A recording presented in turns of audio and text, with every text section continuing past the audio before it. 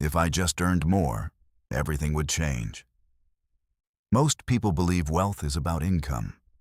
A promotion, a bigger salary, a higher paying job.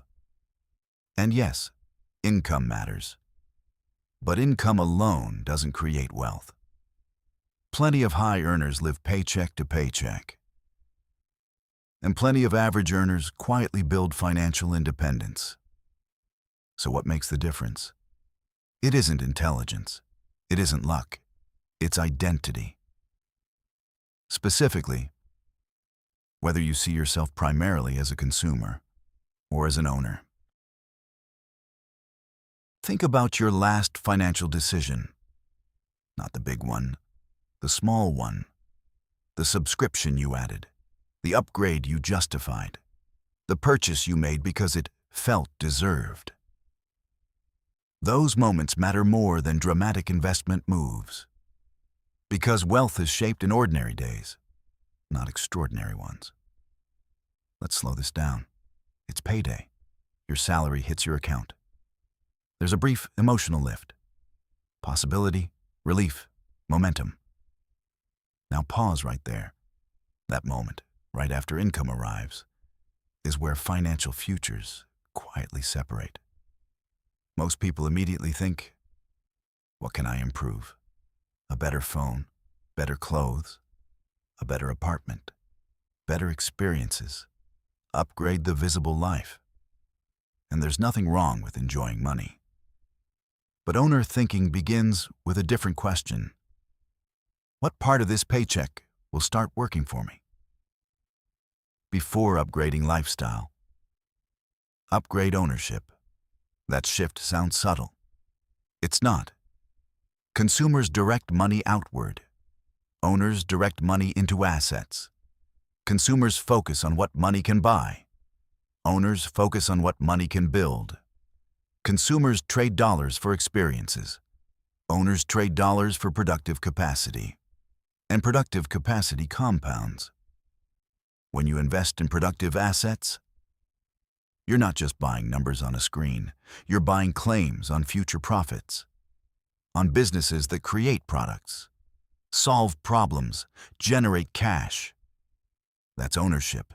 Ownership is patient. Ownership is quiet. Ownership does not need constant stimulation. Now let's bring this into real life. You are 35. You earn a solid income. You could increase your lifestyle every year. Slightly better car, slightly bigger home, slightly more expensive vacations, and many people do exactly that. The lifestyle expands just as fast as income. But imagine something different. Each raise you receive, you split it. Half improves your life, half increases your ownership. Every year your income rises, your asset base rises too. 10 years later, your lifestyle is better.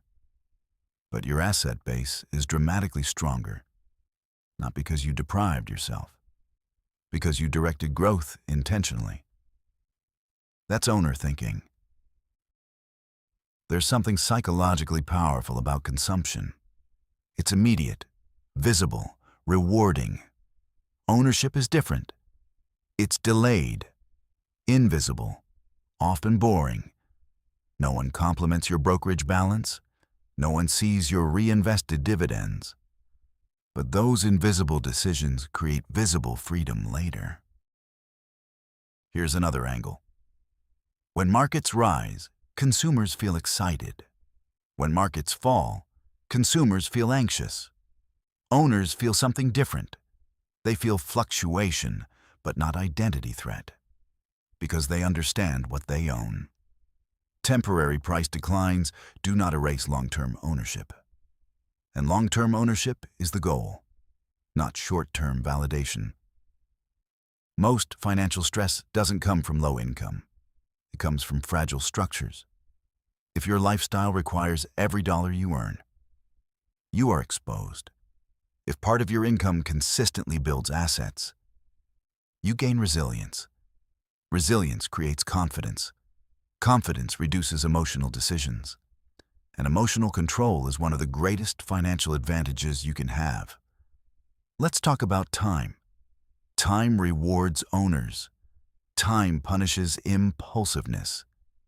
If you invest consistently for 20 years, you're investing identity. You're investing discipline. And over decades, those traits compound just as powerfully as money. At first, progress feels slow. Then, it becomes noticeable. Eventually, it becomes meaningful. That's the arc of ownership. There's also a freedom shift that happens. At the beginning, you work for money. Later, money works with you. And eventually, money works for you. That emotional shift is difficult to quantify, but it's powerful. None of this requires extreme sacrifice. It requires clarity. Spend intentionally. Invest consistently. Build assets before upgrading identity. Because here's the truth. If your identity is built on consumption, it always needs maintenance. If your identity is built on ownership, it builds itself. We live in a culture that celebrates visible success, new things, new upgrades, new announcements. But wealth is usually built in private, automatic transfers, quiet investments, reinvested gains, year after year. It doesn't look impressive in year 1. In year 5, it looks promising. In year 15, it looks transformational. So here's something simple. The next time income hits your account, pause. Before asking, what can I buy? Ask, what can I own? Not in theory, in practice. What asset can I increase? What ownership can I expand? What future income stream can I strengthen? If you ask that question consistently, your financial direction changes. Gradually, powerfully, permanently. You don't have to become extreme. You don't have to reject enjoyment. You just have to choose your identity carefully. Consumer first or owner first. Because over decades, one builds temporary satisfaction. The other builds lasting freedom. Rationally and patiently, through ownership, through discipline, through time. And time rewards owners. Wealth doesn't start with millions. It starts with small decisions, a share, an index fund, an asset that keeps working long after today is over. And one day you realize you're not just earning a living anymore. You're building freedom, one investment at a time. Thanks for watching.